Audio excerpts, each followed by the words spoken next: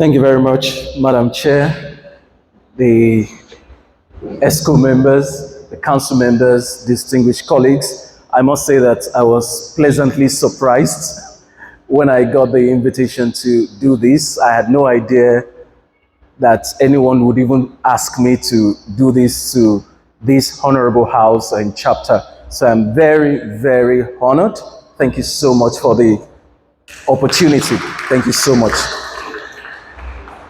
And I know that there are two people who are on my case in this house. Since they've put their eyes on me, I know that I'm in trouble. Thank you. Good afternoon, everyone. Good afternoon, everyone. Okay, once in a while, the teacher in me might kick in. So I'd like to get feedback from you. I want to see a response from you. And don't worry, I'm also a pastor. So if I say, can I get an amen? You know, I'll just, is that okay? All right, so we're gradually approaching the end of the year, and I know that everyone here, at one point or the other, you have set goals. And over the years, as I teach on goal setting, or as I've been asked to teach, I keep telling people that I know that the problem is not setting the goal. Most people know how to set goals.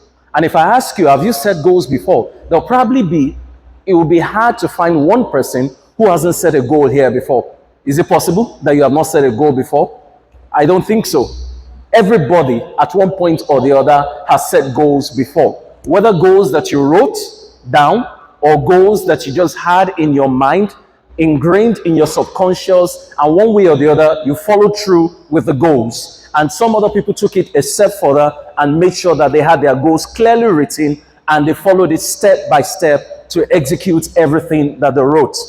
But in most cases, execution of the goals is the problem. It is not writing the goal. It is not deciding what to do. It is not what are we even going to do for next year.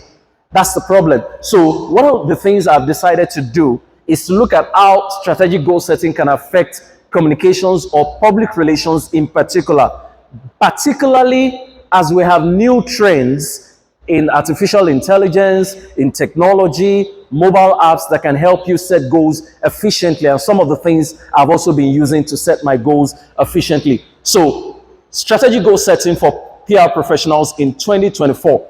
I'll just skim through the basics because it's just normal since I'm talking about goal setting to talk about what is goal, how do we set goals and things like that. So according to Wikipedia, a goal is a desired result or possible outcome that a person envisions. In other words, I've looked at this thing. This is my desired result. This is what I want to see in the coming year. These are the results I want. Or maybe I'm a consultant and these are the results that my client wants. Once a person comes to you and say that we're having this issue, and as a PR consultant, as an image maker, what can you do for us with this? So automatically when they're telling you what they want, they're already giving you a goal.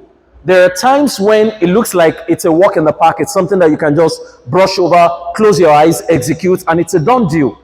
But there are times when it's a lot more complicated. So what do you do in those cases? What are the tools? Even if you're getting your results already, what can you do to multiply your results? A number of times, what we do or what we have been doing so far may also not be automated. Or maybe because of the number of hands that are involved in what you're doing, it looks like your goal is too expensive. So as you hear me talk today, some of you, you're going to be hearing things that will help you execute the same goal at a much lower budget. And you're going to be doing the same thing with more efficiency and minimal errors because of the tools that I may introduce to you at the end of the day. So the things you have envisioned, the things that you have planned, and the things that you commit to achieve. So when I teach goal setting, my emphasis is always on commit to achieve. Because it's one thing to write down the goal, it's another thing to do the work. You heard that I've published 13 books. And trust me, even though I'm a gifted writer, and I've seen quite a number of writers who are probably far more gifted, I have seen that there is one thing that stands us apart. It's usually the discipline to sit and write. And you realize that for creatives as well, because we are naturally gifted, we are talented and things like that. For example, they give you the microphone, you don't even have to think about what to say. You just know what to say. You have the gift of the gap. It flows all the time. So you are always in that situation where you think, oh, don't worry, when it's time, I'll just do it.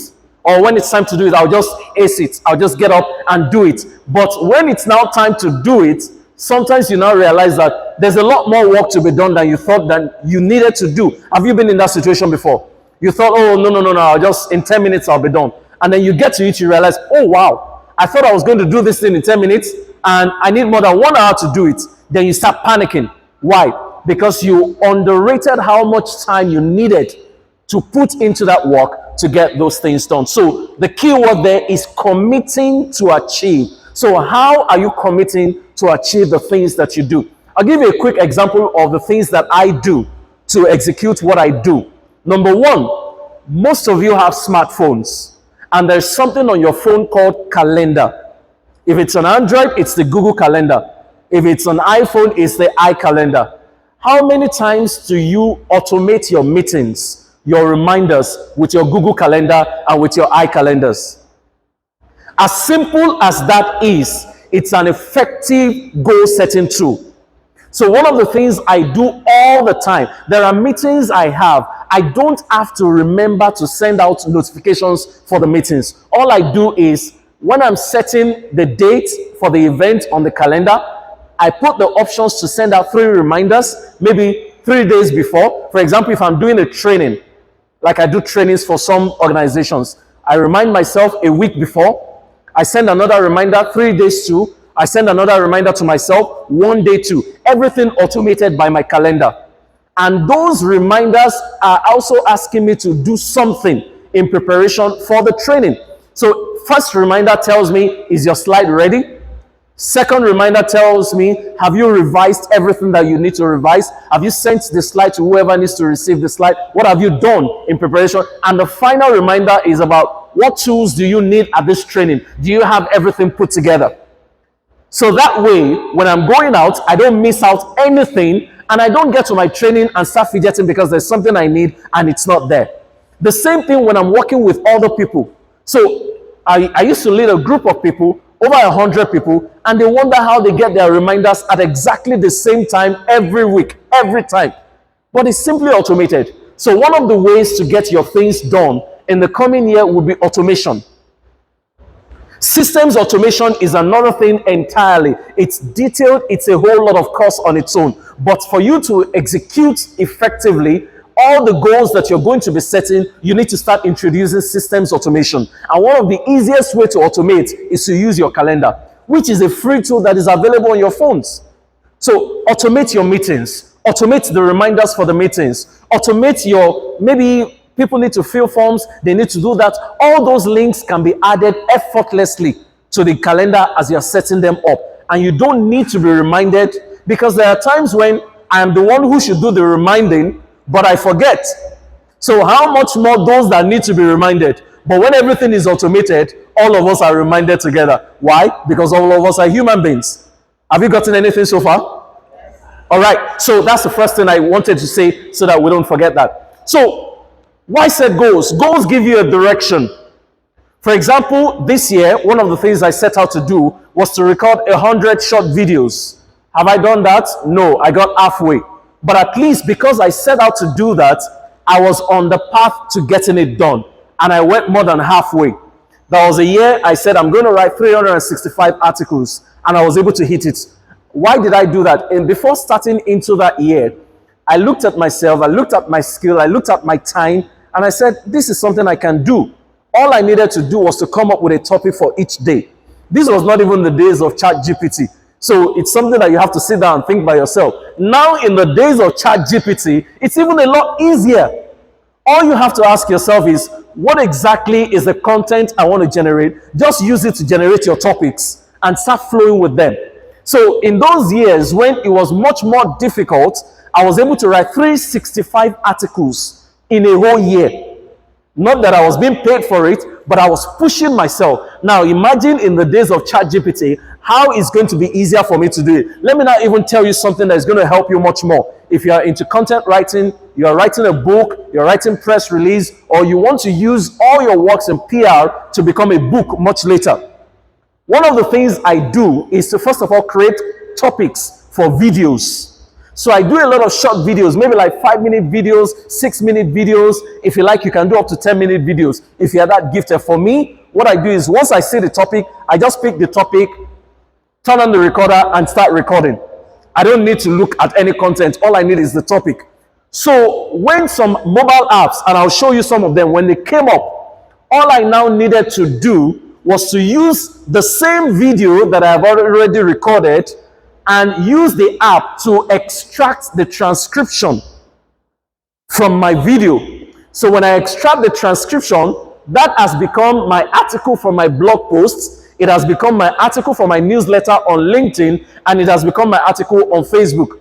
So instead of recording my video separately, sitting down and writing on the same topic, all I need to do is post my video on that AI website.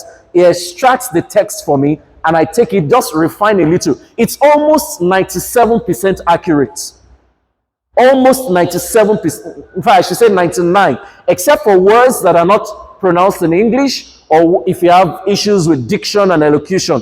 But if your voice is very clear, rest assured that the accuracy of that transcription is more than 97%. So it helps me generate multiple contents from the same video that I have already recorded. I'm saying those things because some of them are not on my slides and I don't want to forget them. All right, so it allows you to stay mentally and physically focused. I hope you know that once you don't have a goal, there is no such thing as a distraction for you. It is only when you have a goal that something becomes a distraction. Do you understand what I'm saying at all? If you have a goal and it's clear, then you can say this is a distraction. Why? Because it does not look like your goal. But if you don't have a goal, anything goes. If somebody else comes and says, let's go and do this. Oh, it's a nice idea, and you flow with it. Why? Because you don't have a goal that tells you, no, that's not what you're doing for now. It's another thing that you're supposed to be doing. So you have short-term goals, as you know, goals within 1 to 6 months. I should have added mid-term goals, maybe between 6 months to, say, 2 years. Then anything above 2 years would be referred to as long-term goals. For example, some people may have a goal to do something after retirement. If you are 5 years away from retirement, that's a long-term goal. If you are less than 2 years away from retirement, that's now a mid-term goal for you. But if you are 1 year away from retirement, that's now a short-term goal. You need to have acquired the skills to execute them. And if it's, for example, it's something you need to do in your office and it's next year, that's not a long-term goal. It's not a mid-term goal. That's now a short-term goal because it's something that you need to do next year. So, unrealistic goals. This is another reason why goals are failing and people get tired. You know, at the beginning of the year, everybody has energy. Is that not correct? And you're wondering what happened after maybe like first quarter, the energy has dwindled or you burned out. So what exactly happened? Number one, did you set an unrealistic goal? What constitutes an unrealistic goal in the PR space? For example, maybe budgets. What you've been doing before, maybe on a budget of 100,000, and getting the 100,000 was a struggle. You now set a budget of 1 million. How are you going to achieve the budget of 1 million when executing your project on 100,000 was a struggle? In fact, the people who even approved the 100,000 naira even believe that they are wasting too much resources. They don't see why they should spend 100,000. You now come up with a budget of 1 million. You're going to burn out. You'll be worn out immediately. So one of the things you need to try as much as possible to do is either to set your budget, set your goals within budget, or to find another way around the budget. Maybe you want to talk to people, leverage relationships, leverage your connections to do what you still need to do without downsizing your budget. So you have unrealistic goals if the goals you're setting exceeds your budget. Number two, you have unrealistic goals if your goal, for example, you don't have the network now to execute your goals, then your goal is unrealistic. Because sometimes your goals are not about the budget, it's not about the money. You probably have the money to get it done, but do you have the right people within your network? Take, for example, you need to get something done. You want to deal with some clients, and the client tells you, can you put me on CNN in the next 48 hours? And you can't make that happen.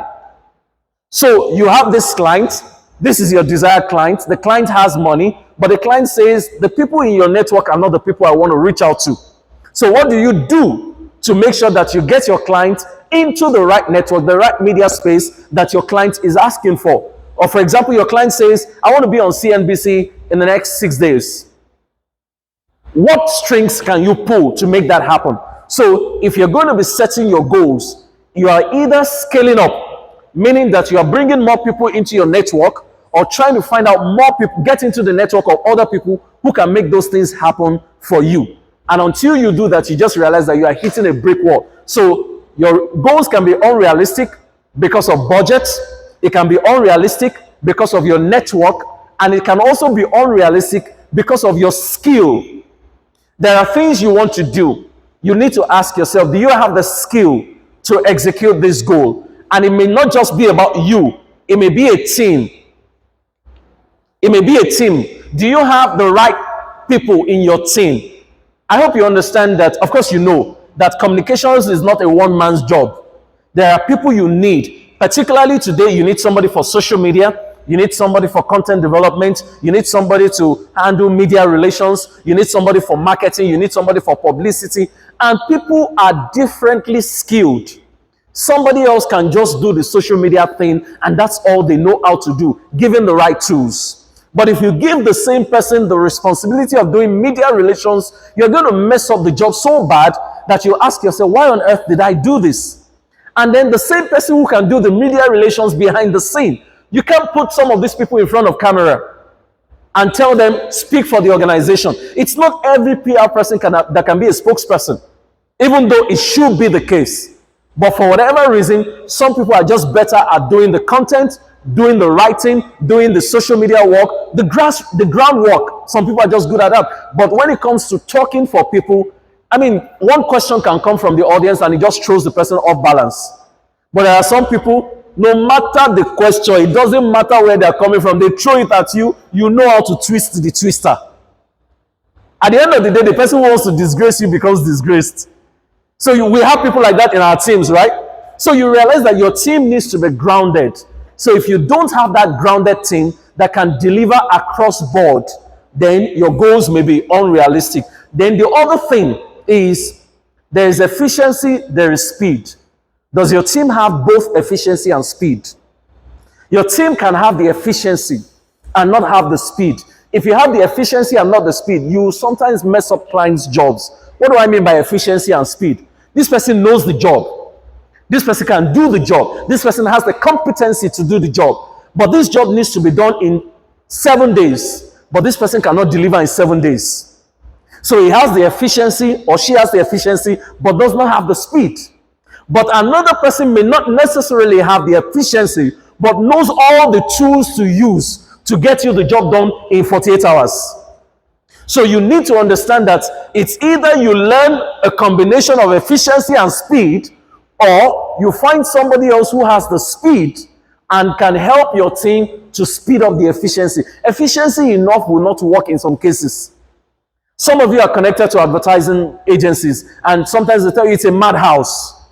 In the print media as well, maybe they are rushing to hit the deadline, or you have prepared everything, you're about to go to press, and you just hear stop press. This thing has to be added, and all. So all of those things, if you have the competencies, but you don't have the skill and the speed that can be added to your efficiency, the question is, how fast can you go? Because while you are still looking for who can do the job, this day, in fact, there's a website, it's called there'sanaIforthat.com. Please note it down. There'sanaIforthat.com. www.there'sanaIforthat.com. So just visit the site. You realize that everything you are telling your clients, oh, we'll get somebody to do it. Oh, we'll get somebody to do it. Oh, somebody is working on it. While somebody is working on it, I can go on that website, check which one I need, and in 30 seconds, it's done. So I tried out something recently. One of the things I tried out, my website guy just told me that my website has been hacked, and then they were asking me for, say, okay, because it's you, there's relationship, 150,000, we'll do the website and all of that. And while sitting in my room at my desk, I just went on the website, clicked the link, told them my name is Fola Daniel, I'm a public speaker, I'm a training consultant, I train banks, I train this, I train that. And in less than 2 minutes, my website was ready from AI, and it gave me exactly what I would need in less than 2 minutes. what the web guy will do for me in maybe days, weeks, and I will still do a lot of revisions. He asked me, what colors do you want? Everything it was done in less than 5 minutes. So I have crashed speed, I have crashed efficiency, and I still have in fact, theirs is more efficient. Because sometimes even in the process of copy and pasting, they leave out so many things. As an author, I don't remember how many times I felt like crying when my final book comes out and the guy who is copying all the books that are painstakingly edited, he has still left out a number of things. And I'm looking like a fool in front of my readers. So the efficiency is one thing, but the speed is another thing. So do you understand what I just said now? You need to combine both speed and efficiency without losing quality. Emphasis, combine speed and efficiency without losing quality. So I said that resources, okay, I said a number of things. So you understand, you've heard about SMART before. It's something that you've heard repeatedly. But you see, the definition of SMART is going to change because the game changer is artificial intelligence. So the definition of SMART is going to change. Right now, it's no longer about what you can do. It's about what tools are helping you to get it done. Are you with me? Are you with me? I want to be sure don't forget I said I'm a teacher. So I want to be sure that I'm still carrying you along. So it's going to change. It's not going to be about your physical skill now. So SMART specific. Take for example, how active are we online? If that's your goal for 2024. That may be what you want to decide. How active are we? How visible are we? Who knows us? For example, if you're a PR agency, if somebody mentions your name, is the name going to resonate? If it's an organization that you represent and you are the PR person or you work in the PR unit of that organization, if somebody mentions the name of your organization, is it going to resonate? Then it means that you need to be specific about visibility because you are not visible enough. You are not doing something that connects with people enough for them to remember that, oh, I know your organization. Oh, I've heard the name before. So if you're going to be setting that goal, where are we right now? How many people? You may not be able to decide on figures for how many people know us, but at least you can say from what is available, let's increase our visibility online. And there are also websites to even help you measure your reach online. I'll show you some of them. So it has to be measurable. Let's say, for example, an average of 10,000 across all social networks relate with us. You will then ask yourself, with the 10,000 that we have, are we getting enough results? Can we go to 20? Can we go to 30,000? Or the other thing is, if you look at our brand versus our engagement, is our engagement good enough by the size of our brand? If your brand is, take for example, Coca-Cola, that's a global brand. If you now come online and you have very minimal engagement, then you know that that's not good enough, isn't it? So you need to ask yourself, what is good enough? You can set the figures either on the basis of your budget or on the basis of your competencies. That's one of the things that you can do. Then is it achievable? You now need to break it down into maybe quarterly goals, monthly goals, bi-weekly goals, or weekly goals. There can be something that you do. So one of the things I'm doing right now, I have videos for my own. I have videos that are going to go out in 2024. I've already set videos up until May 2024 as I'm standing here.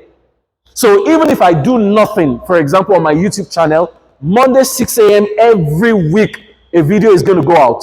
On LinkedIn, 10 a.m. every week, there's an article going out. On WordPress, 10 a.m. every week, there's an article going out without me doing anything further right now. Thank you. So, you know, I talked about automation earlier. So it's one of the things, and what will that automation do for you? Automation increases engagement and traction. Automation increases engagement and traction. This is if it is online now. Because if you are not, automation also helps with consistency. Have you ever tried to do something, maybe even if whether it's online or it's offline, you realize that you started it and somewhere along the line you couldn't sustain it? Anyone? Maybe within the office. So one of the reasons it seems it's not sustainable is because it's not automated. Whatever you're doing that can be automated, automate it when you have the energy.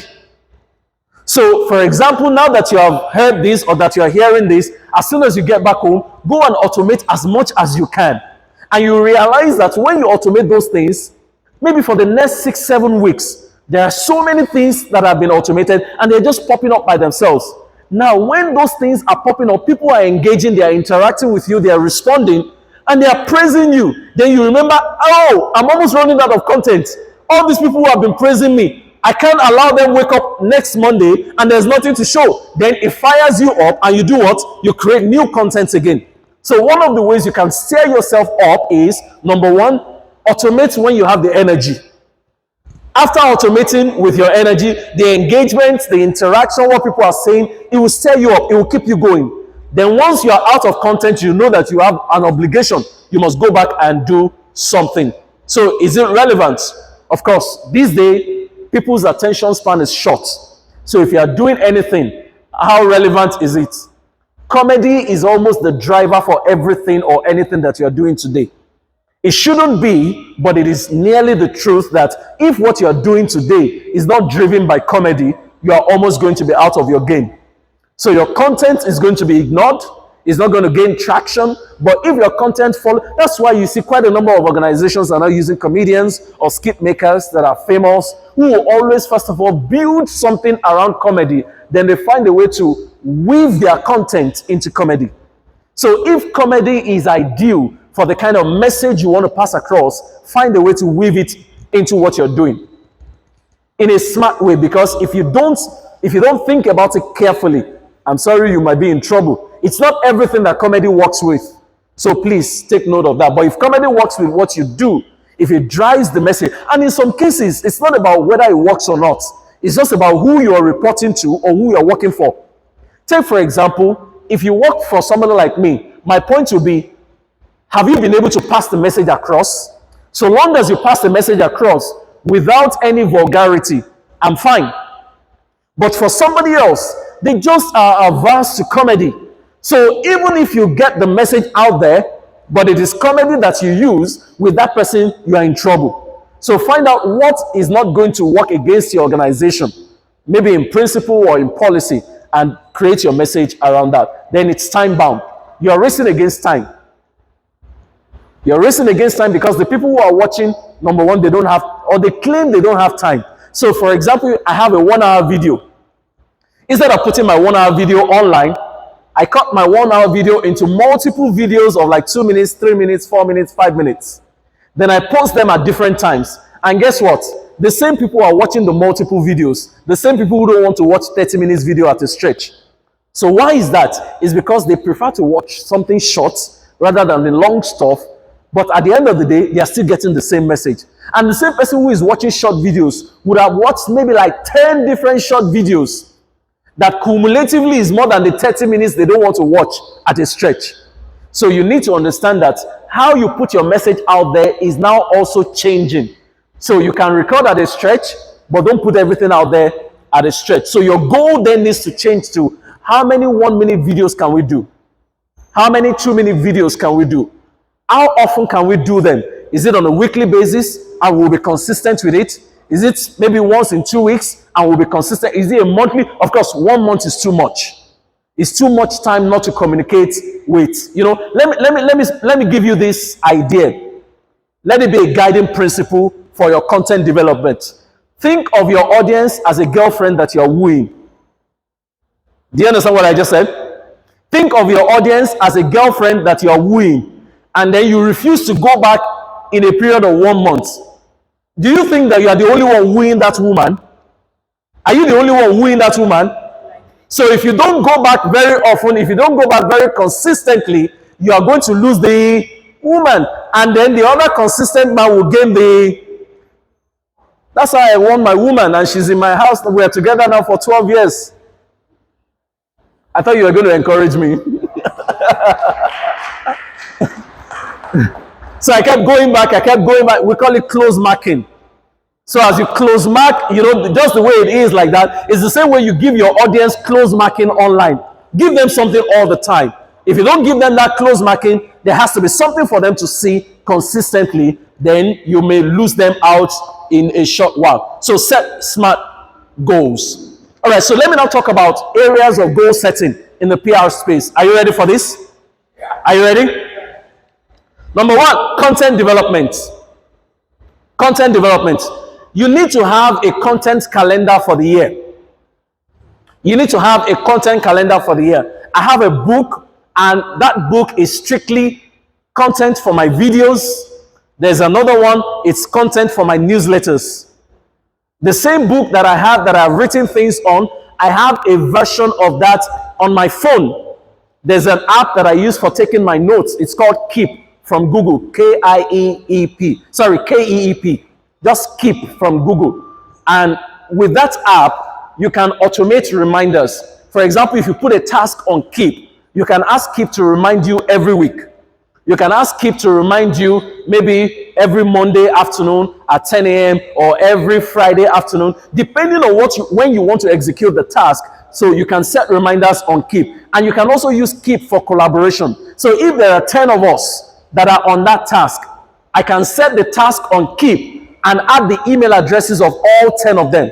So every Monday or every Tuesday, depending on whatever time you set, everybody gets a reminder to say, okay, where are we on this goal? How far have we gone? So I use Keep for that purpose. I'll show you several others. So you need to have a content calendar. So in January, what are we doing? In February, what are we doing? In March, what are we doing? And you don't need to reinvent the wheel. There are quite a number of templates available online that you need to edit. All you need to do is make sure you take your time to edit properly. Because if you're not detailed or meticulous enough to edit as you should, you would have added or you'll have simply adopted something from the templates that shouldn't be in your own content. So there are content calendars. If you just Google it, content calendar in PowerPoint, content calendar in Excel, content calendar in Microsoft Word, there are tons of them online that will help you plan for the entire year. And if you don't want to do the entire year, you want to do 6 months, you want to do 3 months, maybe just a quarter, there are so many templates that you can use. And let me tell you one of the things that it does for you. For me, when I see my content for the next 6 months, it gives me a lot of energy. So one of the things I'm planning right now is that I'm going to take a trip in about 2 weeks. I know that I have planned out all my content that I have on ground. I've uploaded them for the whole of next year. So what I now need to do is I now need to record new content so that I can come back and upload those ones as well. So my content drives me to create more content, especially when I see that I have allotted dates to all the existing content. So what's your content focus? Of course, your content focus will determine what kind of content you're designing. Your content focus will ask questions like, what's our target audience? Who are we reaching out to? What appeals to them? So you set all of that and then you create your content calendar for the entire year. And how do you update your content? Okay, so what I do is that if I notice that something needs to change, I manually update. Then the reminders also tell me this is going out at so time. So once I get a reminder that something is going to be posted and it's not what I want, I just stop that process. So the fact that you have automated or scheduled them does not mean that it's automatic and it cannot be changed. So, but most times you have to manually update if you need to update. So there's a content plan, there's a content calendar, and there's a vision board. How many of you have used a vision board before? Okay. Well, whether a physical board or a virtual one. A vision board is simply, let's call it a notice board with a lot of plans. Let's call it a large notice board with a lot of plans. I think that you should have a vision board. There are times, just put things here and there. So, exactly. So you can have it on your laptop as well, but just make sure you have something that works for you. Why is a vision board important?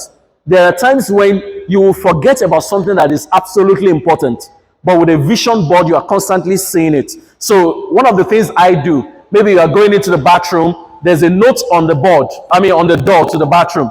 You are going into the kitchen, there's a note on the door to the kitchen. I'm going into my study, there's a note on it.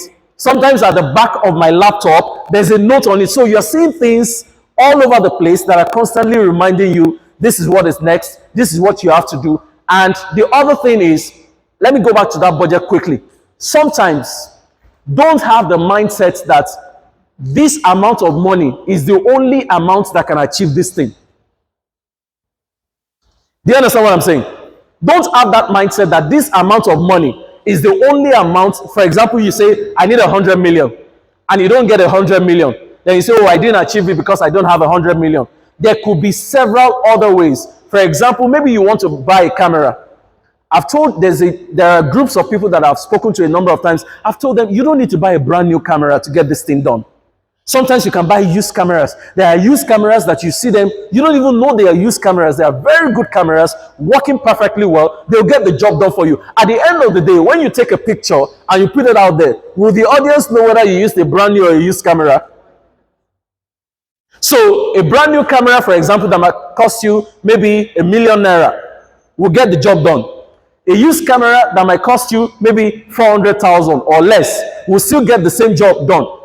The 600,000 naira difference, do you imagine, or have you imagined how many other things that you can do with that? So don't be fixed. And I have this issue when I'm dealing with some technical people. They say, no, it must be this specification. I said, I'm not arguing.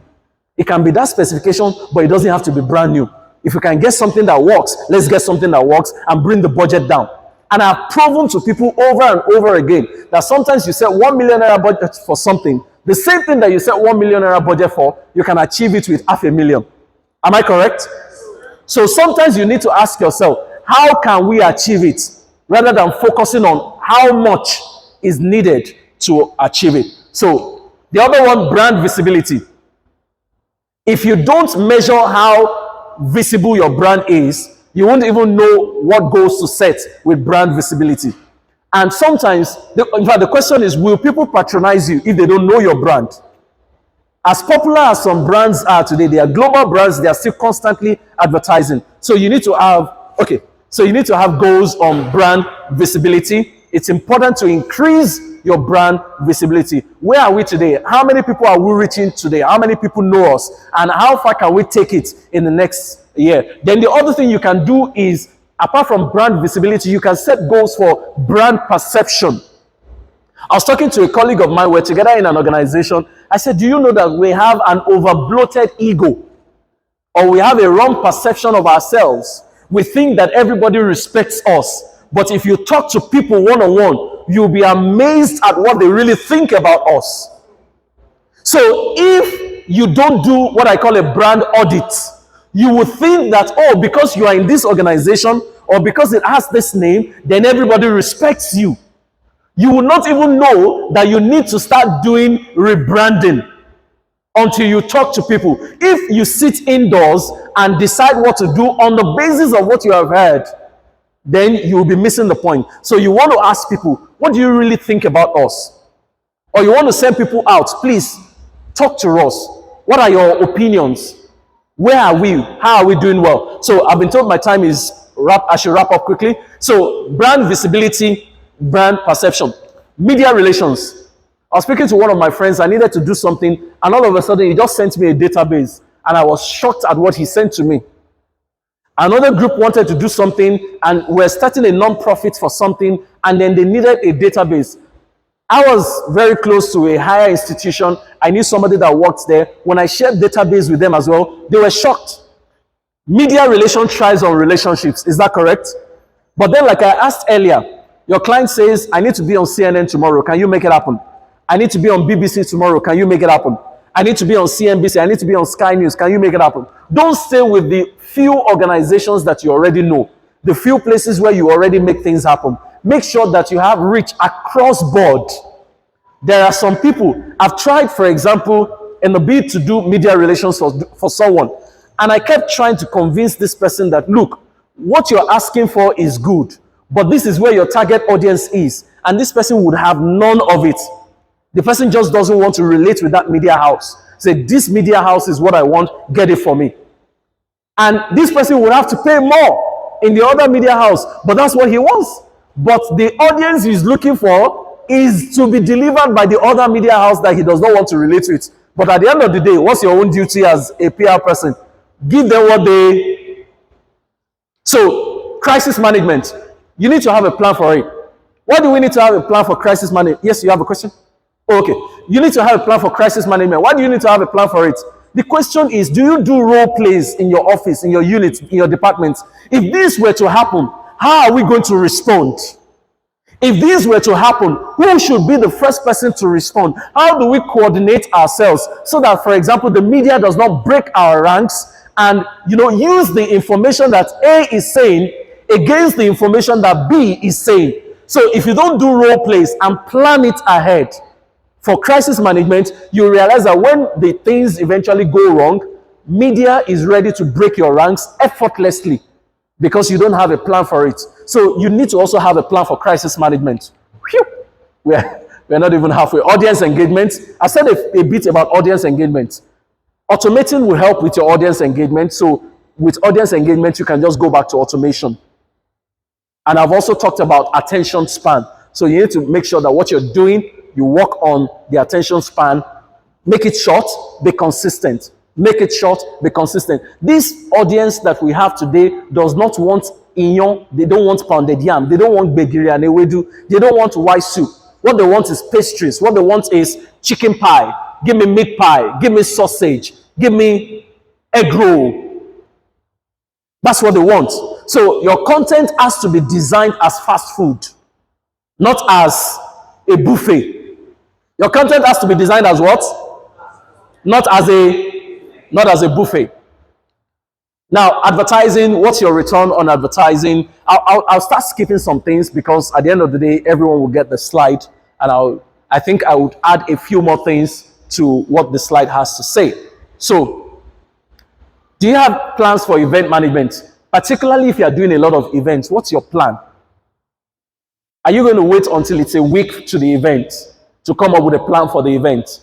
Are you going to create your plan for the event now so that you can already envisage what can possibly go wrong or how to make the most of that event? Then I see people running so many meetings. Do you have an event checklist? I anchor events as a master of ceremony. And one of my biggest challenges when I'm anchoring events is that when I get to the venue of many events, then they start asking me, oh, MC, did you come with this? Oh, MC, are you going to do this? And I'm wondering, that's not the duty of the MC. It's your duty. You're the one organizing. I'm the master of the ceremony coordinating the event when the event goes live. I am not the event organizer. There are too many things there, and the reason that will happen is because somebody has not planned for that event. So you need to have an event checklist. And then don't say you have an event manager and you're the one still managing all the vendors. What's the point of... So I saw somebody recently, this was an event at Oriental. So imagine how big some of these events are. And then they have an event manager and they still oversee various vendors individually. So it's important to have a plan. And when you do some of these things, it makes your event effortlessly smooth. So you need to work on that. Then do your market research, innovative campaigns, work around it. For example, you do a campaign, do you run it by people? Do you have what you call a sounding board? Who checks out all of these things? Are you willing to go back to the drawing board and say, okay, if they say they don't like this, we're going to go back and do another one? So if you don't have the timeline, if you have not planned for it, you will not be willing to run things repeatedly by people until you have the final cut that people are ready to accept. Employee advocacy. If you work in an organization that is large and you are not using them as your foot soldiers for your campaign, for your messages, for your PR, whatever effort you're making, then you are losing resources already. Everybody in your organization, one way or the other, even if it's just repost, reshare, retag, be the carrier, be the foot soldier of your message.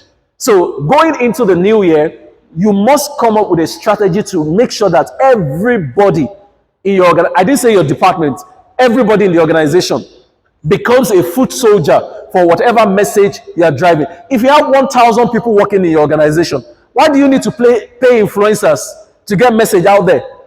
1,000 people? Combine the followers of all the 1,000 people. Can you imagine how many people all of you can reach together? But sometimes people still prefer, no, we're going to do it this way. We're going to give this person some money, and once we're giving them money, they should get the job done. Sometimes it's easier to just use people within your organization as foot soldiers. So if you don't have your staff as your foot soldiers for your PR campaigns, you need to begin to use them as your foot soldier, because nobody is going to come to you and ask for money. All you need to do is tell them, okay, on Monday, all of us are talking about this. In fact, you can create the message and tell all of them, just post this on all your platforms. So the same message being posted by 1,000 people, being posted by 500 people, that's how things go viral. The video about a young girl talking about her father refusing to buy an iPhone. How do you think it went viral? One person saw it, reposted, another person saw it, reposted, another person saw it, reposted. Everybody started talking about it. So you have a large enough community to talk about that thing. You can make things go viral if you have a large organization. Stop looking for people outside of your organization to make it go viral for you. So partnerships and collaborations, look for more of that outside of your organization. I think I should just go to my the slides on AI. So let me talk about some of these apps. Now, to do the goal setting proper, to do the execution, some of the apps that I think you should use. Number one, Trello. Trello is a fantastic app. Now, you may not be able to use all of them. Just find what works for you. Once you identify what works for you, use that one. So there's Trello. You can execute tasks effortlessly. It helps you to collaborate with other people. You are working on something, somebody else is working on it simultaneously. You want to see the progress report from that person. You need to have an input. Trello is a fantastic app for that. Asana, similar to Trello. Once you have set your goals, it helps you to track the goals. Where are we? How far have we gone? What have we done so far? What else do we need to do? So Asana helps you. I'm rushing, don't worry, you get the slide. So there's Monday.com. How many of you ever heard that before? Monday.com. There are quite a number of things around Monday morning, the buzz around Monday, Monday motivation, Monday this, people dreading Monday morning. So there's Monday.com. Customize your workflows, your project tracking, collaboration, you streamline projects. There's Monday.com for that, and it will help you. Then there's Airtable. You manage database. If you deal with database, it helps you with that. Create custom workflows. You can track your campaign performance and collaborate. So if you're doing a campaign, you can track the performance. Of course, you know about Google. Google has a lot of tools. I use Google a lot as well. There's ClickUp. You can use ClickUp as well. Customize your goal tracking, collaboration. Then there's Notion or Otter.ai. Otter.ai takes your notes in your meetings. Otter.ai can also be integrated into your Zoom. So as you are having a Zoom meeting, it's recording, and like 2 minutes after your Zoom meeting, it sends you a transcription of the entire meeting. That's what it does. Yeah. 2 minutes after your meeting, it sends you a transcription. Then there's HubSpot for social media planning, campaigns, marketing, and everything. You can use that as well. There's Hootsuite. I've been using Hootsuite for years, but you find out what you can use it for. Some of them, of course, are not free, or some of them give you a free portion, and then you have to pay to get more. Hootsuite for maybe multiple posting across social networks, and you can schedule some of those things. Then there's Sprout Social for social networks as well. There's BrandWatch, particularly for monitoring brands, mentions, track sentiments. There's also something from Google. There's a way you set up a news mention. Take, for example, I set it up. I need to check and confirm to you how to do that now. That if you mention my name, or anybody mentions my name online, Google will notify me. So you can set it up for your brand as well. Somebody mentions your name. It shouldn't be that somebody is saying something bad about your organization and it's somebody else that is bringing it to you. Yeah, have you seen this? No. Google should be as it's going online, you'll be notified. So you can set up something that the moment your brand is mentioned in something posted online, immediately Google is notifying you. You can do something similar to it with BrandWatch. So let me rush. There's Google Analytics as well for data. So if somebody says, maybe you want to give money to a blog, and then they say, oh, we have 4 million people, we have 5 million followers, just go and check them out on Google Analytics. Before you give money to them, check if the data they are offering you is correct. And Google Analytics will tell you what their data is in real time. So if they have told you, oh, we are able to reach 10 million people, whatever you find out on Google Analytics is the authentic information. So the 10 million people, is it 10 million people daily? Or is it 10 million people in the entire lifetime of that blog? whatever they tell you, Google Analytics will let you know if it's true or not.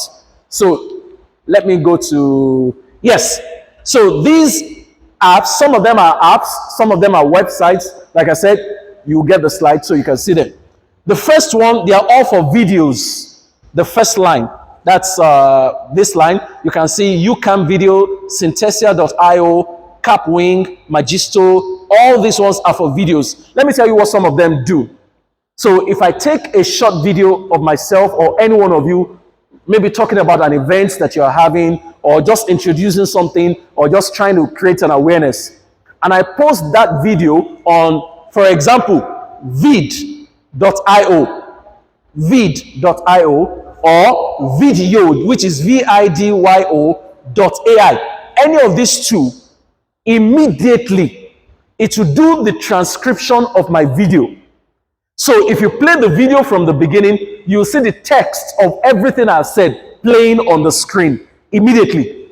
And that's what the one I said that it's almost is over 97% accurate. The only place where you see issue is maybe if your name is not English or you pronounce some other words that are not English. And there is an option to edit it as well. So after that, you can download them. Then if you upload videos that are longer than 5 minutes, maybe like 20-minute video, 30-minute videos, it will cut it for you instantly into multiple short videos. So it doesn't just do transcription, it also cuts into multiple short videos. That's vid.io and video.ai. And there are some of these others that can do that. Now for images, these ones are for images. If you check them online, on Play Store, on App Store, some of them will generate images for you. There's also canva.com. Canva gives you a lot of templates, just edit. Images that don't exist, some of them can generate for you. What graphic designers are charging you a lot for, some of these things can do it for you. There are limitations, no doubt, but there are quite a number of things that you want to do. These websites or apps can do them for you. Then these ones are for voiceovers. They are audio. I tried one of them and I was amazed. I chose the tempo of the voice that I wanted. I chose the speed. I chose an African voice. And when it read the profile that I inserted, I was amazed. The only thing is that it has a limit. If you want to do it, maybe you are limited to 2 minutes or some characters. But if you now pay, you can get a lot more. Bottom line is that instead of doing several retakes, so long as you have the voice that you like, they work very well. And these ones, they are for presentations. Some of them also are for graphics. But you want to do a PowerPoint slide. So I tried this out just last night with one of them. I just took my topic, entered it into beautiful, was it beautiful.ai or presentations.ai?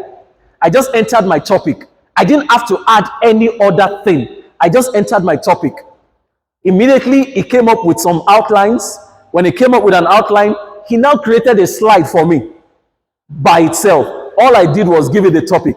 But of course, it was going to be a lot more work. I then need to add some things, edit some things. So I just wanted to be sure that what I'm coming to tell you is something that works. So if you have issues with designing slides or designing your presentations, here you go. These things can help you with designing slides and presentations. Even on Canva today, there are templates for PowerPoints already that you can edit, just put your content and download as PowerPoints. And because of my time, with these few points of mine, I hope I've made some sense to everyone. Have I made sense at all? Thank you. Can I take maybe 1 or 2 questions?